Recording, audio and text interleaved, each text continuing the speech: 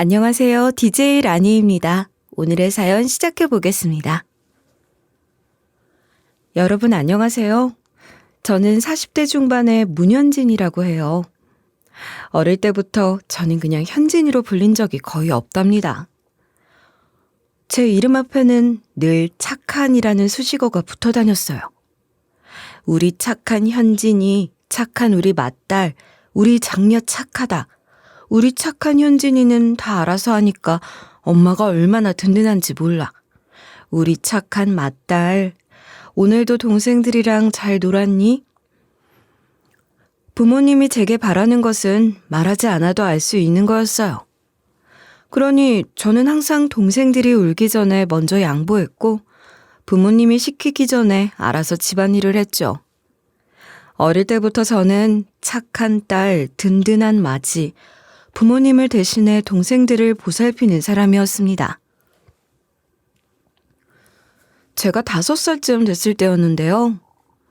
아마도 제가 생생하게 기억하는 가장 오래된 장면이 아닐까 싶어요.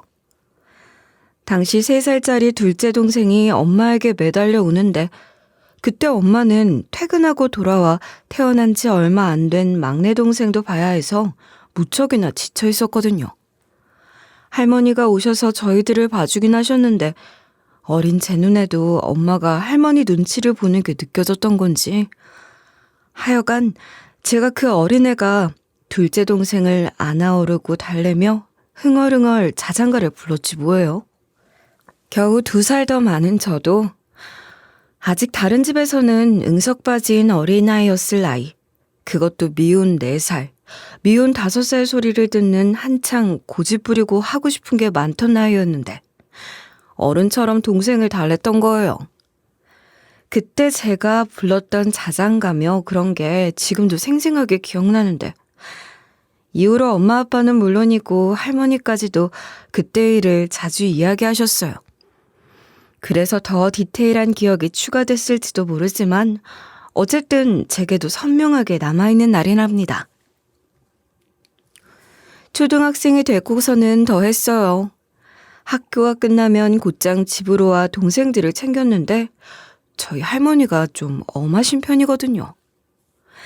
그러니 동생들은 할머니가 무서워서 숨죽이고 있다가 제가 집에 오기만 하면 바로 저한테 달려들어서 누나 배고파, 언니 인형놀이 해줘 하면서 난리가 났던 거예요. 그러니 제가 친구들이랑 어디 가서 놀고 그러는 걸 엄두도 못 냈던 거죠. 저만 기다리고 있을 동생들 생각에 늘 바로 집으로 달려와 동생들을 돌봤어요. 할머니는 계셨지만 무릎도 많이 안 좋으시고 막내 동생 돌보는 것만으로도 벅차하셔서 둘째 동생 챙기는 건 언제나 제 몫이었어요. 둘째가 여동생이고 막내가 남동생이었거든요. 아무래도 할머니가 옛날 분이시다 보니 딸들인 저희들보다 아들인 막내 동생을 조금 더 귀하게 챙기시는 것 같기도 했어요. 그러니 저는 집에 와서 달걀 프라이라도 부쳐 간장, 참기름 뿌려 비빔밥을 여동생에게 차려주곤 했죠. 제 동생은 지금도 그때 그 간장 계란밥이 그렇게 맛있었다고 한답니다. 그때나 지금이나 동생들을 챙기는 건 제게 참 흐뭇하고 즐거운 일이었어요. 맞벌이를 하시는 부모님의 귀가가 늦어지는 날이면 할머니는 돌아가시고 제가 혼자 동생들을 돌보는 시간도 많았어요. 언니, 엄마 언제 와? 조금만 기다리면 오실 거야. 엄마랑 아빠랑 우리를 위해서 일하고 계시잖아. 그러니까 울지 말고 잘 기다릴 수 있지? 알았어. 근데 언니, 나 이거 선생님이 해오라고 한 건데 엄마한테 보여줘야 해. 그래? 어디 봐. 그래, 알았어. 준비물은 언니가 챙겨줄 테니까 식탁 위에 올려놓으면 엄마가 설명해 주실 거야. 누나, 엄마 언제 와? 우리 막둥이 자다가 깼어? 그래서 엄마 찾는구나? 엄마 어딨어?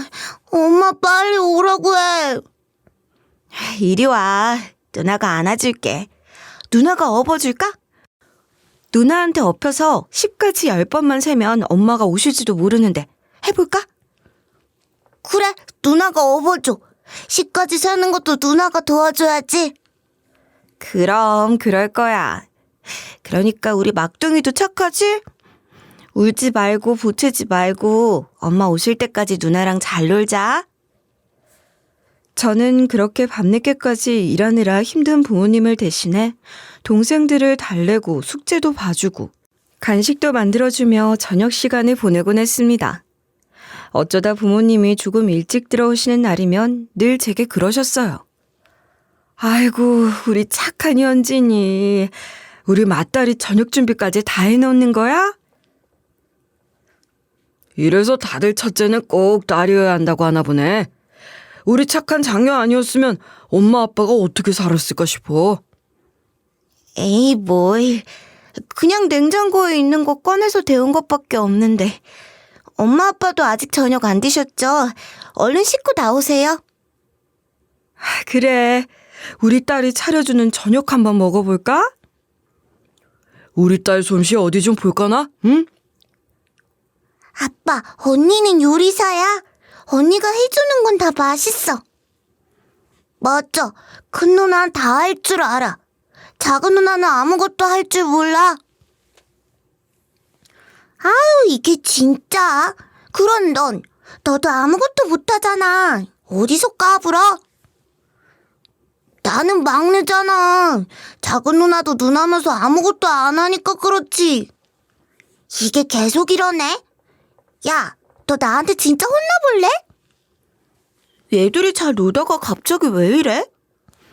엄마 아빠가 일찍 오시니까 또 어리광이 부리고 싶은 모양이야. 우리끼리 있을 땐 안 싸우고 잘 놀아요. 그게 다 우리 현진이가 잘 돌봐줘서 그런 거지. 착한 우리 딸, 엄마가 항상 고마워하는 거 알지?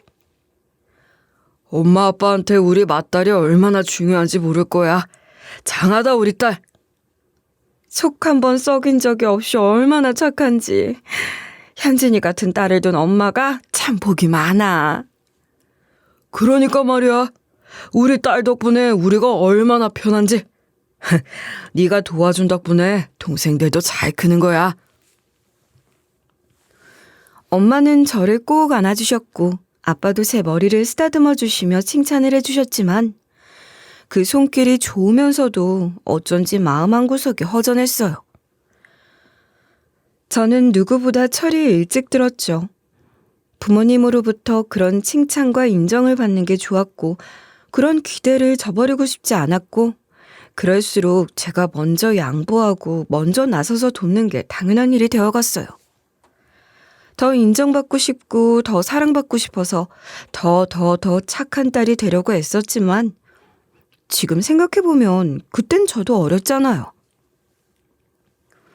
저도 울고 싶고 기대고 싶고 어리광도 부리고 싶었던 적이 분명히 있었을 텐데 그걸 꾹꾹 눌러 담으며 살았던 것 같아요.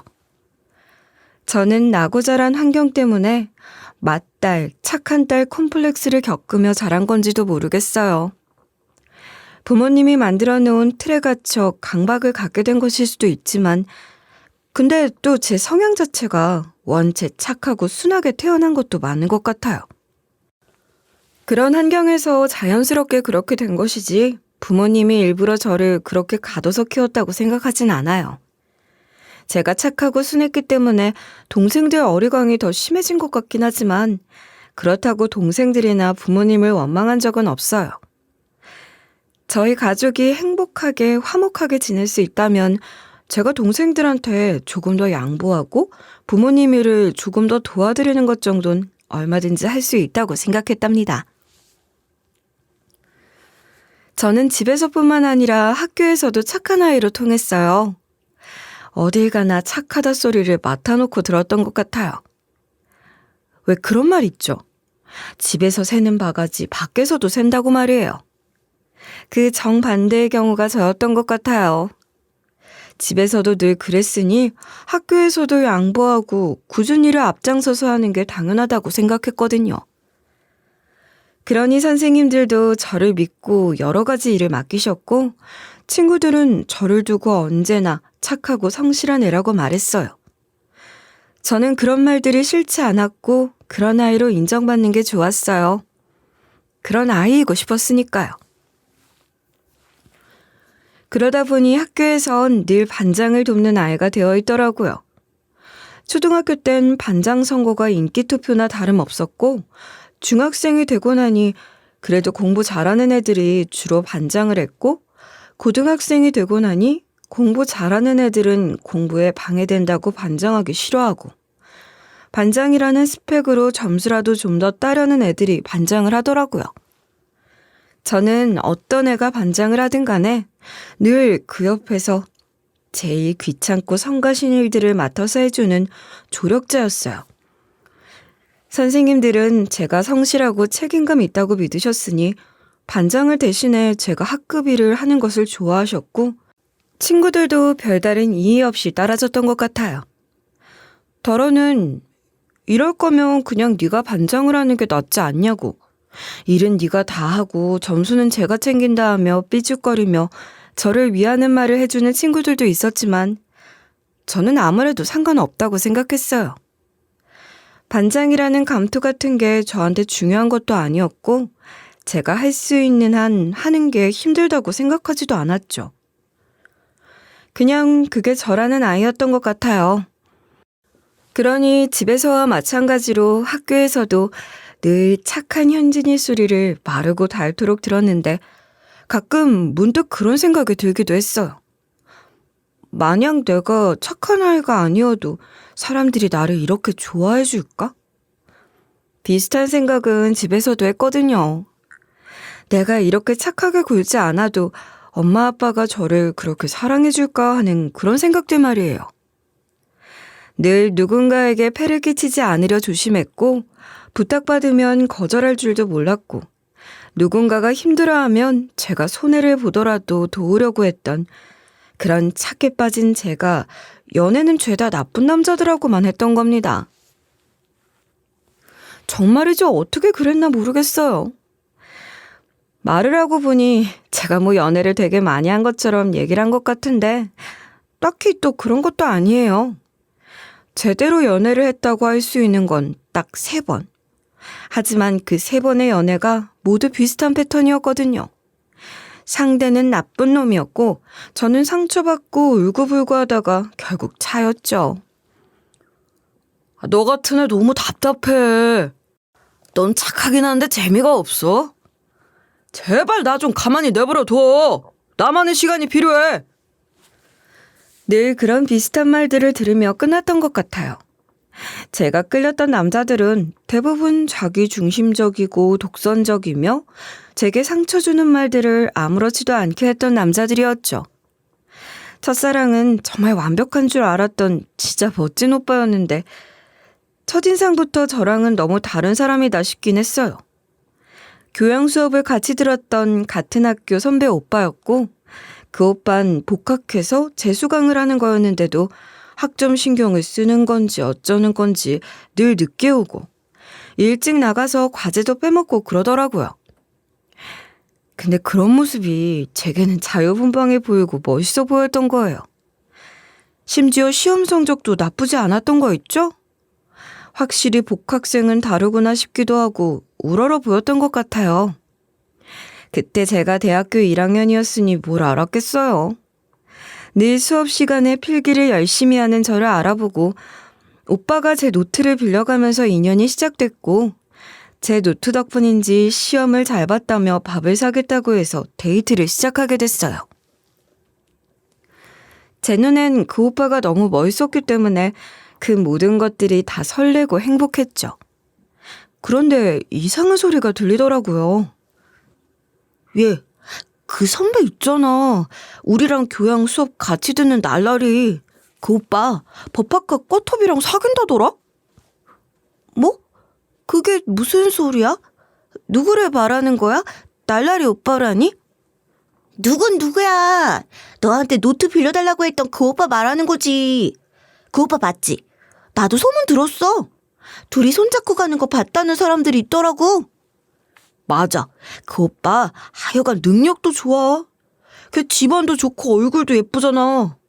언제 또 그렇게 꼬셨대? 그 오빠 장난 아니래. 여자친구 없었던 적 한 번도 없을걸? 군대에서도 몇 명이나 갈아치웠대? 다 자기가 찾던 거라나? 얘들아, 그 선배 이야기하는 게 확실해? 누구 다른 사람이랑 착각하는 거 아니야? 그 선배가 그럴 사람 같지는 않던데? 아니긴 뭐가 아니야. 딱 봐도 그럴 사람이던데. 기가 막혔죠. 저랑 사귀자고 하면서 아직 1학년인 저를 걱정하며 당분간은 비밀 연애를 하자고 하더니 양다리를 걸치고 있었던 겁니다. 완전히 바람둥이의 거짓말쟁이였던 거죠. 그렇게 첫사랑에게 버려졌고 첫사랑의 상처를 극복하는 데는 시간이 좀 걸렸어요. 그런 일을 처음 겪은 것이기도 하고 충격이 컸거든요.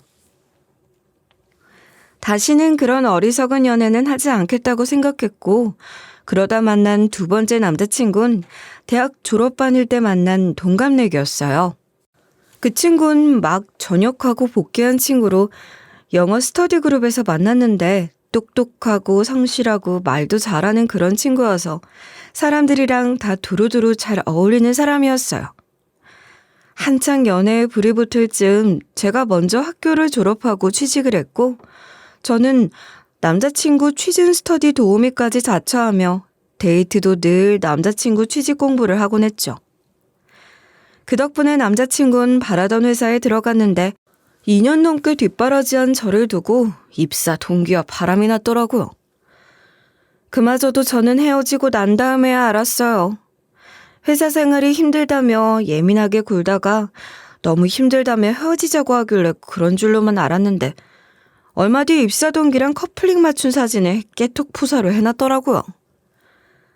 세 번째 연애는 저보다 어린 친구랑 하게 됐는데 전 사실 동갑도 좀 그렇고 저보다 나이가 많은 사람을 선호하는 편이었어요. 그래서 별 관심이 없었는데 그 친구가 먼저 저를 좋다고 따라다녀서 시작된 연애였죠. 그렇게 저를 좋다고 하는 사람이었으니 처음엔 좋았어요. 이번엔 절대로 제가 상처받는 연애를 하지 않을 거란 생각도 들었던 것 같아요. 그렇게 만나나 보니 저도 남자친구를 좋아하는 마음이 커져서 더 잘해주고 싶고 그렇더라고요. 제 마음이 커지기 시작하니 남자친구가 돌연 이별을 고하는 겁니다. 누나, 이제 누나랑도 슬슬 끝날 때가 된 것 같아. 우리 이제 그만 만나자. 뭐? 갑자기 그게 무슨 소리야? 내가 뭐 잘못한 거라도 있어? 아니, 그냥 이제 재미가 없어. 누나가 나한테 잘하려고 하는 것도 부담스럽고 말이야. 그러니까 내가 너한테 잘해주기 시작해서 싫다는 거야? 뭐 그렇다기보다는 이제 내가 누나한테 흥미가 떨어졌나 보지. 그동안 재밌었어. 누나도 잘 살아. 어쩜 그렇게 간단해? 정말 이렇게 끝내자는 거야? 그럼 마음 변한 사이에 무슨 할 말이 더 있어? 누나, 마지막에 질척거려서 사람 피곤하게 할 거 아니지? 세 번의 연애를 하는 동안 진심을 주기보다는 자기 실리를 차리고 소유욕이나 자존감을 채우려는 남자들만 만나 이용만 당하다 헤어진 거예요. 저는 왜 그렇게 늘 저를 나쁘게 대하는 남자들만 끌렸을까요? 나쁜 남자라는 걸 알면서도 제가 먼저 헤어지자고 한 적은 한 번도 없었고 늘 제가 차이는 것으로 끝이 났어요. 착한 딸, 착한 친구, 그리고 착한 여자친구까지 됐던 저인데 착한 딸과 착한 친구로와는 달리 착한 여자친구로서는 사랑을 받을 수 없는 걸까요? 왜 저는 좋은 사람을 만나지 못했을까요? 그런 자책과 자조가 뒤섞인 연애사를 뒤로하고 전혀 다른 사람을 만나게 된 건 30을 코앞에 둔 시점이었어요. 저는 그때 할머니 간호를 한다고 회사 쉬는 주말이면 매주 할머니가 계시는 병원에 찾았어요. 네, 어릴 때 저희 삼남매를 봐주셨던 그 엄한 할머니 말이에요. 할머니는 병원에 입원하셔서도 그 꼬장꼬장한 성격을 죽이지 못하셨으니 동생들은 할머니 병원에 가는 것 자체를 별로 안 좋아했고 할머니가 엄마만 보면 안 좋은 소리를 하시니 그게 싫어서라도 제가 할머니 간호를 하겠다고 자처했던 거예요. 그때도 늘 그렇듯이 착한 마탈 역할을 해야 한다고 생각했던 건지도 모르죠 뭐. 하여간 그래서 매주 병원에 가서 할머니를 돌봐드려야 했는데 그 병원에서 그 사람을 만난 거예요.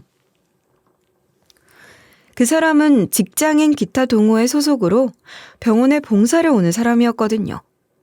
키도 크고 유난히 하얀 피부를 가진 사람이라 멀리서도 단연 돋보이는 사람이었어요. 병원 봉사를 다닌 지도 꽤 오래된 것 같았는데 그래서인지 환자들은 물론이고 간호사들 사이에서도 인기가 엄청 많더라고요. 다들 그 사람을 좋아했고 그 사람 주변으로 몰려들었으니 그 사람 주변은 늘 사람들이 많았고 그런 모습을 보면서 좋은 기운을 풍기는 사람이구나 하고 생각했던 것 같아요. 그런데 그런 사람이 제게 데이트 신청을 한 겁니다. 존중받고 배려받는 첫 데이트는 황홀했지만 낯설기도 했고 미심쩍기도 했어요. 워낙 나쁜 남자들을 많이 만났던 탓에 무슨 꿍꿍이가 있어서 그러는 건 아닌지 별 생각을 다 했죠. 세 번째 남자친구도 처음엔 그런 식으로 호의적으로 제게 다가왔으니 더 그랬던 것 같기도 해요. 그러나 그 사람은 정말 좋은 사람이었고 그간 나쁜 놈들 만나며 제가 받은 상처들을 말끔히 치유해 줄 수 있는 사람이었습니다. 사랑은 전쟁 같은 소용돌이가 아니라 평화롭고 아름다운 거라는 걸 깨닫게 해준 사람이었어요. 그리고 저는 그 남자와 결혼까지 하게 됐습니다. 진지하게 결혼 이야기가 오가기 전까지만 해도 몰랐는데 집안도 아주 좋은 사람이었더라고요. 시부가 사업을 크게 하고 있고 아주버님이 시부 밑에서 일을 배우고 있다고 했어요. 남편은 시부가 하는 일이 적성에 맞지 않는다며 자기 적성에 맞는 회사를 찾아 취직했다고 했고요. 남편이 다니는 회사도 탄탄한 중견기업이고 거기에서도 입사 동기들보다 빠른 승진을 하며 인정받고 있는 사람이기도 했어요. 이렇게 완벽한 사람이 제 남편이라니. 저는 때때로 믿기지 않을 정도로 행복한 신혼을 보냈던 것 같아요. 단 한 가지 걱정이라면 아이가 빨리 생기지 않았다는 것인데 누구도 재촉하는 사람이 없었으니 곧 좋은 소식이 생길 거라 믿으며 조급해하지 않으려고 했어요. 그런데 진짜 문제는 생각지도 못한 곳에서 터지고 말았습니다. 잘 나가던 시부 회사에 문제가 생긴 거예요. 아주버님이 무리하게 투자를 받으며 진행하던 일이 잘못돼 큰 타격을 입었는데 그것을 시작으로 사업이 완전히 무너지기 시작한 거죠. 사업을 크게 하셨던 만큼 후폭풍도 엄청나게 거셌던 것 같아요. 시부 사업체와 관련이 없는 남편 월급까지 차압당할 상황이었거든요. 아주버님과 형님은 그때 이혼하셨는데 말하자면 서류상 이혼으로 형님 이름으로 된 재산이라도 지키려고 했던 거래요. 그러니 시댁에선 남편과 제게도 그렇게 하라고 하시더라고요. 예, 너희 형이랑 형수 얘기 들었지? 내 생각에는 너희들도 그렇게 하는 게 좋지 않을까 싶구나. 네? 엄마, 그럼 저희더러 형처럼 이혼을 하라는 거예요? 어머니, 아무리 그래도 저희는 그러고 싶지 않아요. 못할 걸 또 뭐야. 너희 형네는 애들도 있어서 그 과정이 어찌나 복잡하든지. 근데 너희는 불행인지 다행인지 애도 없고 얼마나 간단하니. 그냥 눈 딱 감고 이혼해. 엄마, 이혼을 해도 저희들이 상의해서 결정할 일이고 저희는 한 번도 그런 생각을 해본 적이 없어요. 그러니까 내가 이렇게 얘기를 하는 거 아니니.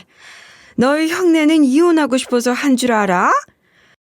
당장 네 월급도 차압당하기 직전이고 이 상태라면 세아기 월급이라고 안전하겠니?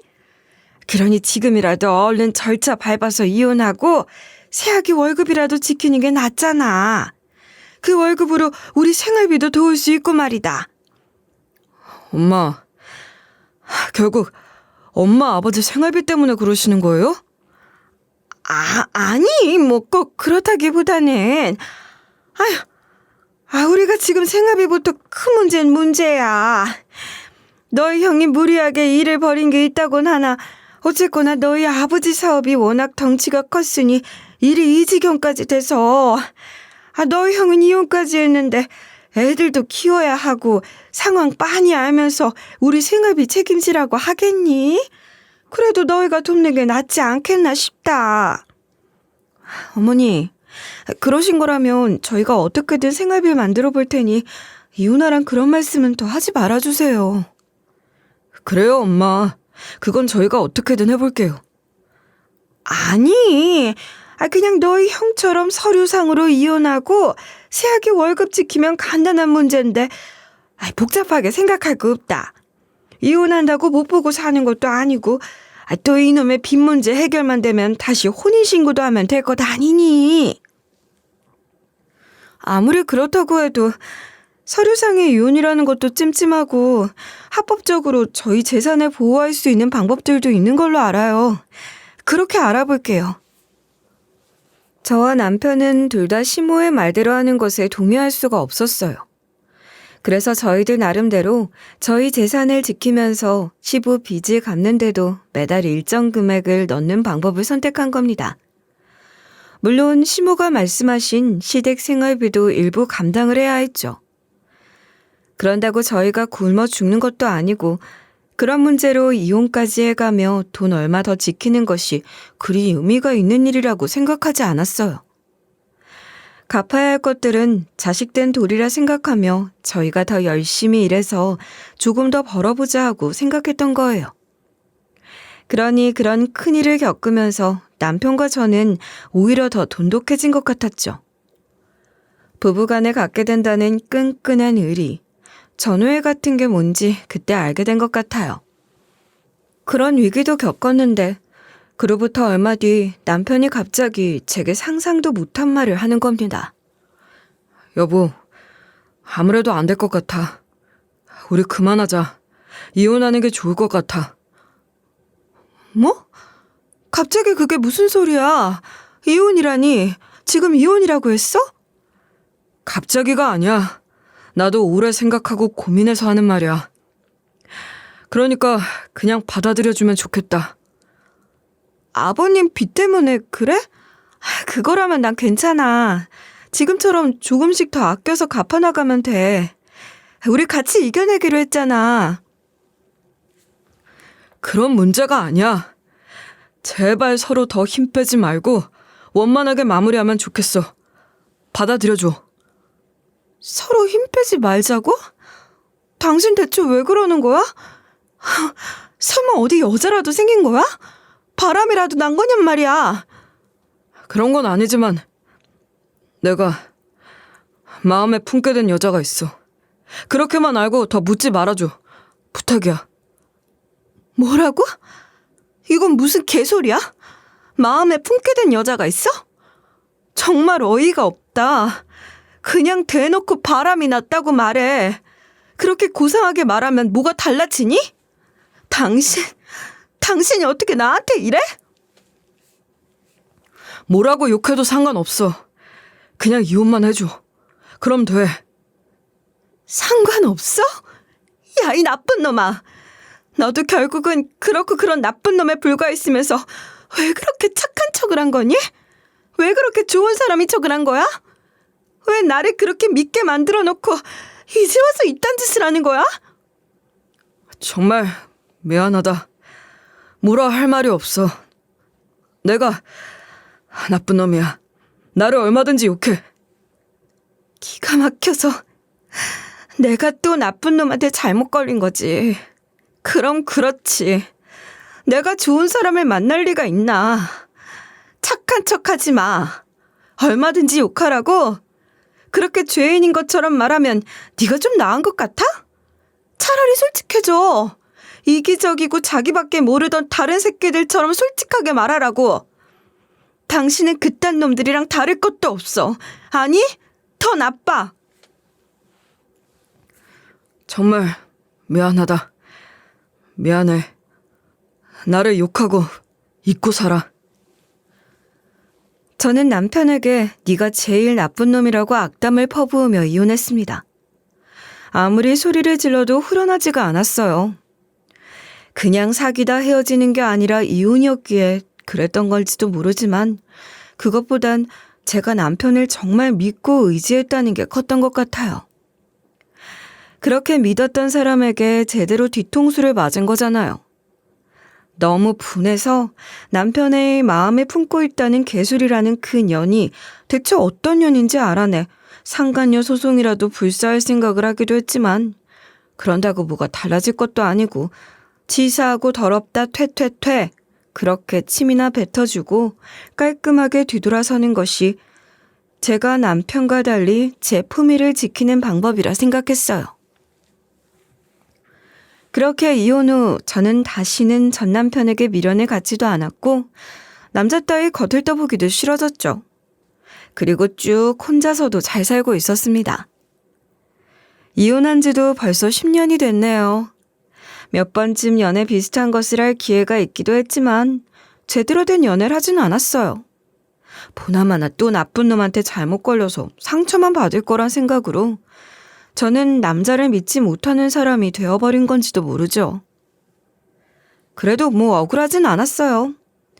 전 정말 남자라면 질릴 대로 질려서 아무 생각도 없었거든요.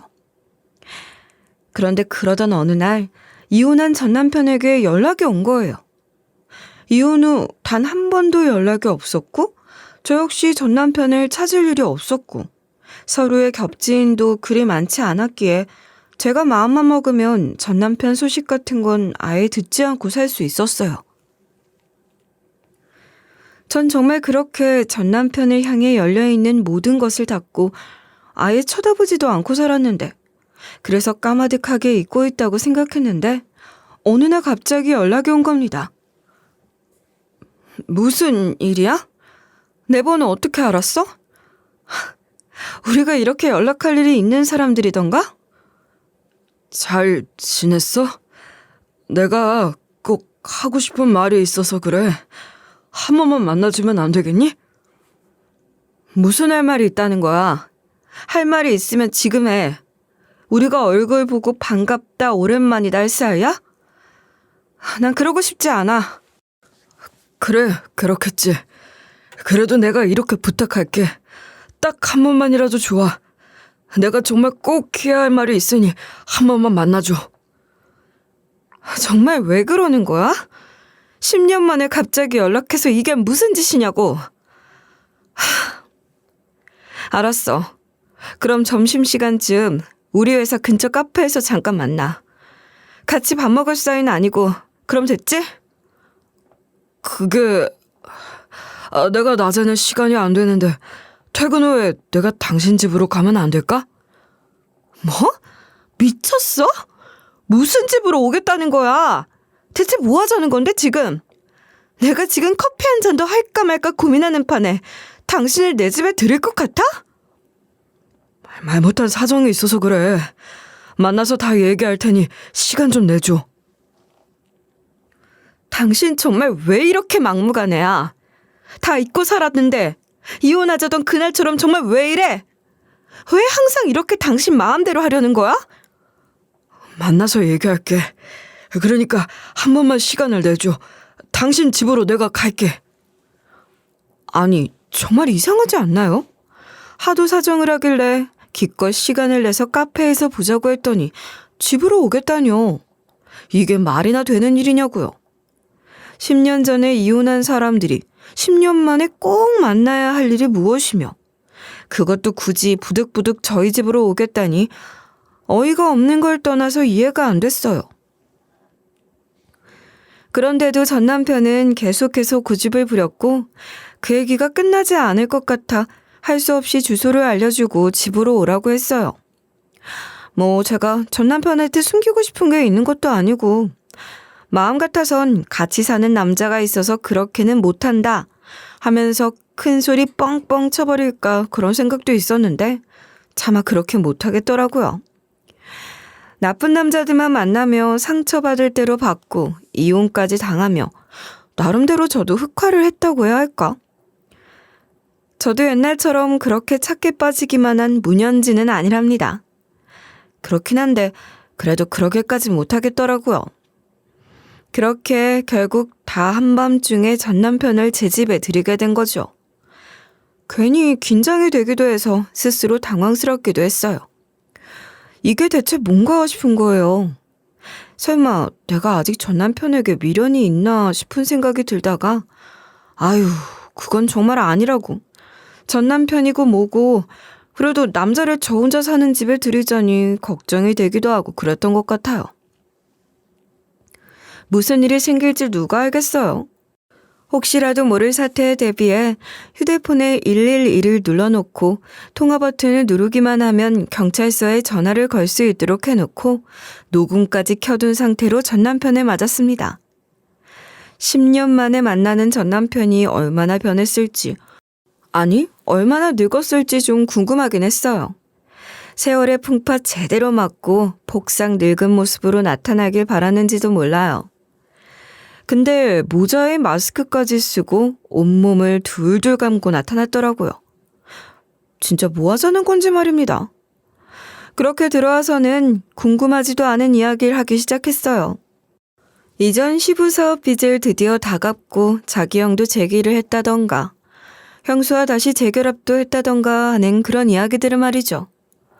그런 이야기 궁금하지도 않다고 했더니 머쓱한 듯 자기도 그런대로 잘 지냈다며 제 안부를 묻고 뭐 시덥잖은 이야기들을 좀 더 하다가 대뜸 제 앞에 묵직한 가방을 꺼내놓는 거예요. 하긴 전 남편이 제 집에 들어올 때부터 유난히 큰 가방이 눈에 띄긴 했는데 그 안에 가방이 하나가 더 들어있었던 모양이더라고요. 남편은 그 큰 가방에서 꺼낸 가방을 제 앞에 툭 던지듯 꺼내놓더니 이렇게 말하는 거예요. 확인해봐. 그 가방 안에 현금이 가득 차 있어. 뭐라고? 현금? 이게 지금 돈가방이란 소리야? 이걸 왜 내 앞에 던져놓는 거야? 뭐 이제라도 위자료 챙겨주려는 거니? 됐거든? 내가 이런 돈을 받아야 할 이유가 없어. 우린 이미 헤어진 게 언젠데 무슨 위자료를. 위자료. 뭐 그렇게 생각할 수도 있겠지만 정확히 하자면 그런 게 아니야. 그럼 뭔데? 무슨 이유로 내 앞에 이런 돈을 꺼내놓는 거야? 이 돈이 뭔데? 무슨 대가로 나한테 준다는 거야? 나한테 준다는 거 아닌가? 지금 뭐 돈 자랑해? 정말 뭐 하자는 거야? 이게 꼭 만나야 한다던 용건이니? 그래. 이게 내가 당신한테 꼭 해야 할 이야기야. 나랑 하룻밤만 같이 보내주면 그 돈 다 그대로 당신에게 줄게. 뭐? 미쳤니? 지금 무슨 미친 소리를 하는 거야? 하룻밤을 뭐 어쩌고 어째? 지금 무슨 장난도 아니고 정말 미친 거 아니야? 그딴 이상한 미친 변태 같은 소리를 할 거면 당장 나가. 장난하는 게 아니야. 진지하게 생각해줬으면 좋겠다. 대체 절 얼마나 우습게 생각하면 그런 얘기를 할 수 있는 건지 너무 화가 나고 기분이 더러운 거예요. 농락도 그런 농락이 없는 거죠. 정말 기분 더러웠어요.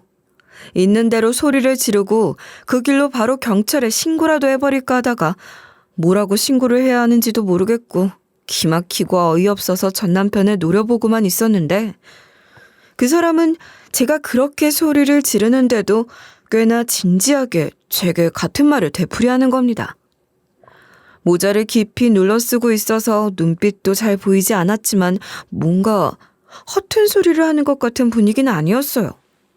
그때부터 제 심장이 다시 쿵쾅거리며 뛰기 시작하더니 별별 생각이 다 드는 거예요.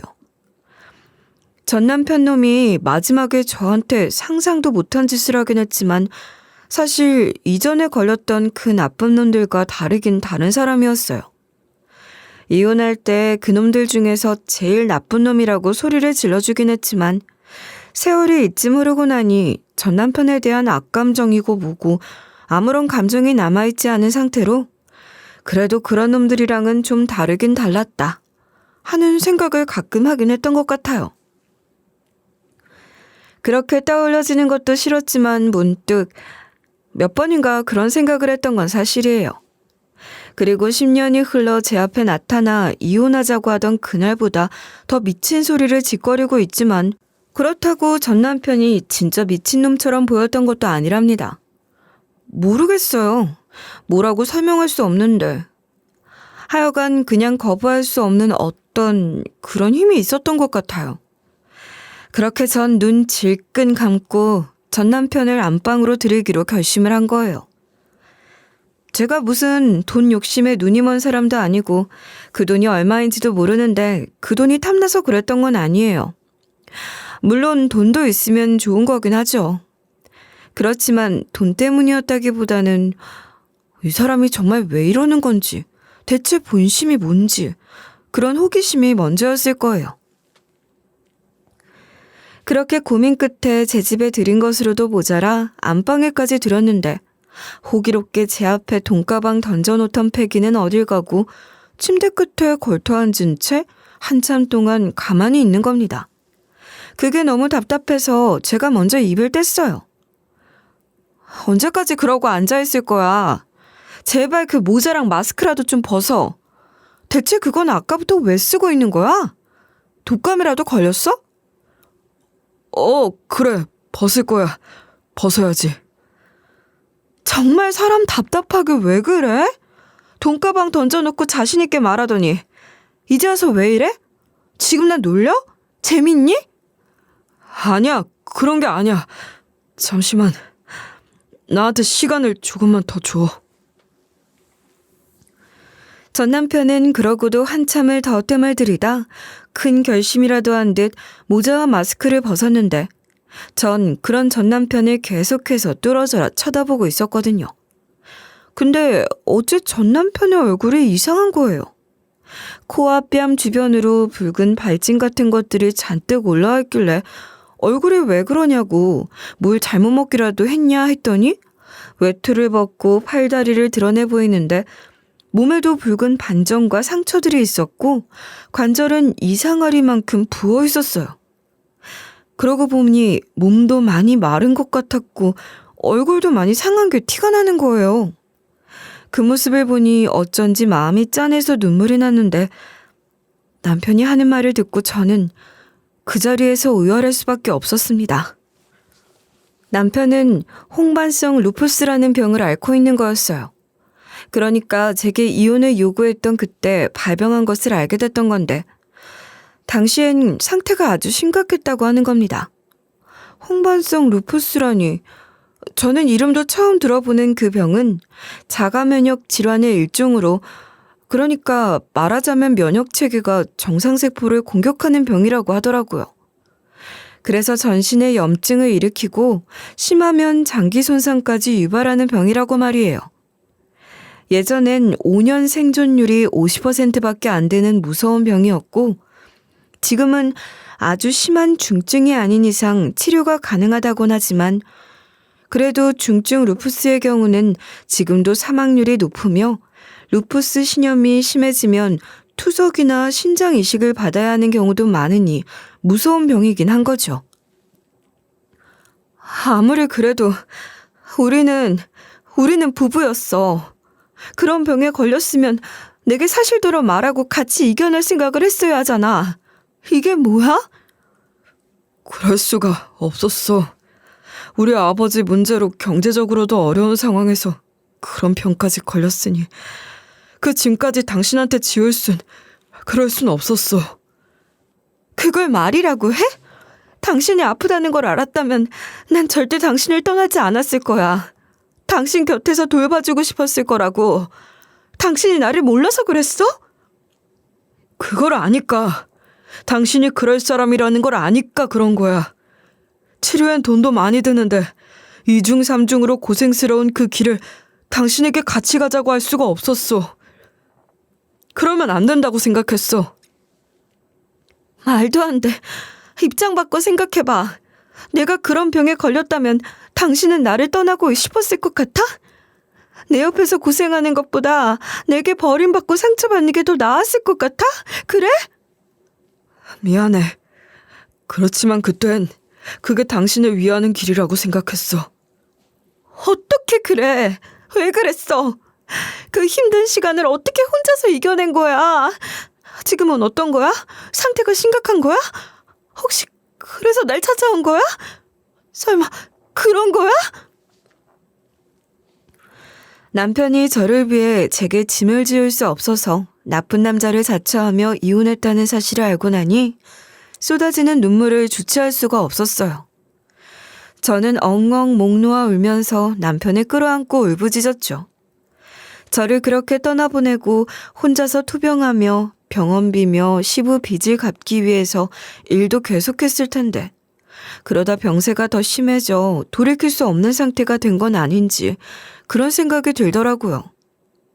그래서 마지막이란 생각으로 저를 찾아온 게 아닌가 그런 생각을 하게 되니 모든 것이 다 들어맞는 거예요. 그렇다는 생각이 들자 저는 정말이지 참을 수 없이 큰 아픔을 느꼈고 그대로 무너지고 말았어요. 어찌나 처참하게 울었는지 잠깐 사이에 목이 다 쉬어버릴 정도로 오열을 했던 겁니다. 그만 울어. 그런 거 아니니까 그만 울어도 돼.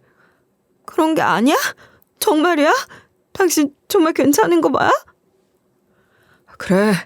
죽을 날 받아놓고 당신 만나러 온 건 아니니까 그런 걱정하지 마. 당신 여전히 귀엽구나. 왜 이렇게 귀엽니? 뭐? 지금 웃음이 나와? 웃음이? 사람을 이렇게 놀라게 해놓고 나한테 그런 짓을 저질러 놓고 이제야 나타나서 그런 웃음이 나와? 나오냐고, 응? 미안해. 그래서 내가 저렇게 돈가방까지 가져온 거 아니야. 그러니까 그만 울고 화도 그만 내. 말해봐. 그럼 지금은 어떤 상태인 거야? 이렇게 괜찮아질 거였으면 그때 그렇게 나한테 모질게 이혼을 요구할 건 없었잖아. 그땐 어떻게 될지 정말 알 수 없는 상황이었어. 중증으로 넘어갈 경계에 있는 상태였거든. 다행히도 지금은 상태가 많이 좋아져서 약물 치료만으로도 일상생활 유지가 가능한 정도가 됐지만 그땐 정말 어떻게 될지 한 치 앞도 알 수가 없는 상황이었어. 그럼 지금은 약물 치료만 하면 완치가 되는 거야? 이 병이 원래 완치가 불가능한 병이야. 약물 치료하면서 생활 습관 관리도 철저하게 해야 하고 뭐 그런 거야. 특히 자외선이 병을 악화시키는 거거든. 그래서 절대적으로 햇빛을 피해야 해. 그래서 그렇게 굳이 부득불 한밤중에 보자고 한 거구나. 그래서 그렇게 굳이 부득부득 한밤중에 보자고 한 거구나. 그랬던 거였어. 전 남편은 그렇게 차분하게 지난 이야기들을 들려줬고 제게 미안한 게 너무 많다며 이런 식으로라도 보상을 해주고 싶었다고 했어요. 그리고 앞으로도 제게 진 빚을 갚으며 살고 싶다고 하더군요. 그렇다고 재결합 같은 걸 꿈꾸고 기대하진 않는다는 말도 했습니다. 그냥 가끔 지금처럼 이렇게 만나달라고 하는 거예요. 저한테 빚을 갚고 싶다는 심정으로 가져온 돈을 내밀며 농담인 듯 진담인 듯 제게 하룻밤을 보내자는 말까지 했지만 그저 같이 있는 시간이 필요하다고, 같이 있고 싶다고 했어요. 그런 전 남편의 말들이 얼마나 진심인지 저는 알 수 있었습니다. 전 남편이 제게 하는 이야기들을 들으며 저는 결심을 했어요. 아니, 전 남편이 그런 이야기를 시작할 때부터 제 마음은 이미 정해져 있었을 거예요. 우리 그냥 재결합해. 그러는 게 좋겠어. 재결합 안 해도 내가 계속 당신 옆에서 식단 관리며 뭐며 다 해줄 건데 그럴 거면 재결합하는 게 낫잖아. 안 그래? 아니야, 그럴 수 없어. 상태가 많이 좋아졌다곤 하지만 평생 안고 가야 하는 병이고 언제 또다시 증세가 심해질지 몰라. 당신한테 시한폭탄을 안고 살라고 할 순 없어. 자꾸 이럴 거야? 내가 말했지. 내가 그런 병에 걸렸다면 당신은 나 버리고 바로 도망갈 거야? 그러고 싶어? 그런 식으로 말하지 말고. 이건 그냥 마음만 갖고 결정해서는 안 되는 일이야. 이러려고 당신을 찾아온 게 아니란 말이야. 내가 보고 싶어서 온 거 아니야? 나랑 같이 있고 싶었다며. 그래서 온 거잖아. 그래, 맞아. 지금도 당신이랑 같이 있고 싶어. 그렇지만 당신한테 폐를 끼치면서까지 그럴 순 없고 그러고 싶진 않아. 그럼 나도 분명하게 말할게. 당신이 자꾸 이렇게 고집을 부리는 게 나한테 패 끼치는 거야. 알아? 그러지 마. 나는 당신한테 내가 진 빚을 경제적으로라도 보상을 해주고 싶었어. 이젠 내가 그럴 수 있게 됐으니까 말이야. 그리고 또 이렇게 가끔 당신이 나랑 시간을 내준다면 그걸로 충분해. 그럼 뭐야? 그게 뭐냐고. 지금 돈을 주고 나를 사려고 하는 거야? 당신이 그렇게 말하는 게 나를 더 비참하게 만드는 거야. 무슨 그런 말이 아니잖아. 아닌 거 당신도 알면서 왜 그런 식으로 말해? 농담으로라도 그렇게 말하지 마. 난 당신을 절대 그런 식으로 생각하지 않아. 그러고 싶지도 않고 말이야. 그러니까, 응? 그러니까 고집 그만 부리고 다시 합쳐서 살자. 그러는 게 맞아. 저는 끈질기게 전 남편을 설득했고 결국 제 의견을 받아들여 혼인신고를 했어요. 그렇게 저희는 다시 부부가 되었답니다. 결혼식 같은 건 하지 않았어요. 앞으로도 할 생각이 없고요. 부부라는 울타리를 치고 그 안에서 남편과 함께 지낼 수 있다면 그것으로 족하다고 생각해요.